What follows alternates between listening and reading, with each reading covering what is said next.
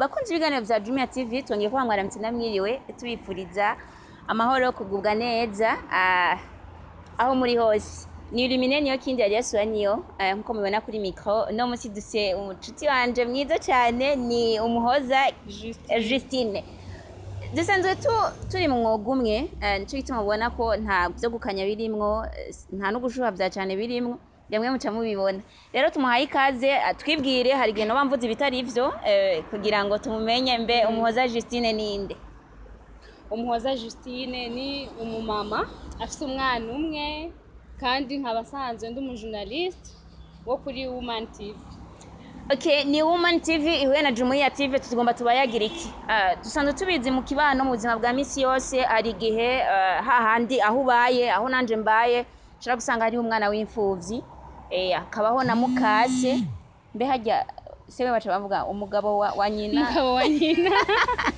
ego nkuko muvyumva rero sije yacu ni ubuzima umwana w'imfuvyi ashobora kubamwo mu gihe yabuze se canke nyina ico gihe nyina akaba atakiriho yitavye Imana mu mvugo mbabare amatwe canke mu mvugo y'ikirundi ngo tuvyumva. Umuhoza Justine mushobora kwibaza twereke tumuzanye. Justine nta kabanga karimwo ro journaliste nanye sanzwe ndo journaliste. Umuhoza Justine dufatiye kuri sije tugomba tuvuge ko mbega wewe hari ibigufata hari ivyo waraciyemwo bimeze gute? Ibintu bimfata si bindi ahanini ni ku mwana yoba yarezwe na mukase. Hoho si kuvuga ngo papa yarapfuye canke ngo mama yarapfuye, no, abavyeyi bari divorce, umwe arongoye hariya uyundi nawe yarongoye hariya. Muri ico gihe umwana abaho gute, biba bimeze gute, yiyumva gute? Hewe ahanini nico erega akabi gatwengwa nka keza sinzi ko mama mvuga ko ari akabi. Urazi je ko nenze kuri umwana w'imfuvyi no kuvuga wabaye imfuvyi mama hari na papa hari. Donc ni abavyeyi usanga bagiraniye akabazo bagashima gutandukana burundu. Abana rero umwe agashima ati ko dutandukanye abana nzobirerera. Rero muri ico gihe agaca agirana agaca arondera umumama. Ego Muri ico gihe rero uwo mumama azanye aca bamukase wa mwana.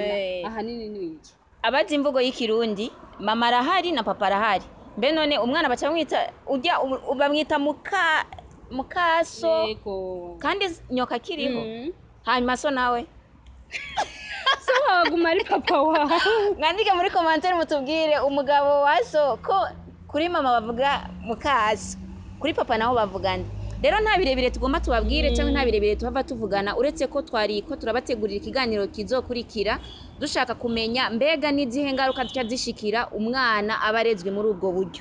Justine nivyo ego nivyo nyene kubera n'ukuri turabasavye muze mube hafi ico kiganiro muze mugikurikirane kuko muzohumvira ibintu vyinshi haba kuri kote y'umwana no kuri kote y'uwo mugore aba ari kararera uwo mwana. Biba bimeze gute umwana ahanini ahura n'izihe ngorane kubera ahura n'ibibazo byinshi kandi bigatuma zica na vision ziwe agafata decision atofasha. Ego ni Woman TV ihuye na Jumia TV turifuza kumenya ivyiyumviro vyanyaho muherereye kuko turabizi ko muri ijisho rya Jumia TV kandi ni ijisho rya Woman TV. Rero mutubwire mu kibana aho mubaye mbega mubibona gute? Aba bana bariko bafatwa gute? Mbega abavyeyi bobo bariko bavyitwaramwo gute? Nizihe impanuro? Rero ibi nibindi tubisange muri commentaire kugira ngo bidufashe n'ikiganiro kizokurikira kugira ngo tumenye ni ibiki twobazanira. Murakoze cyane turabakunda ni ciao ciao ciao.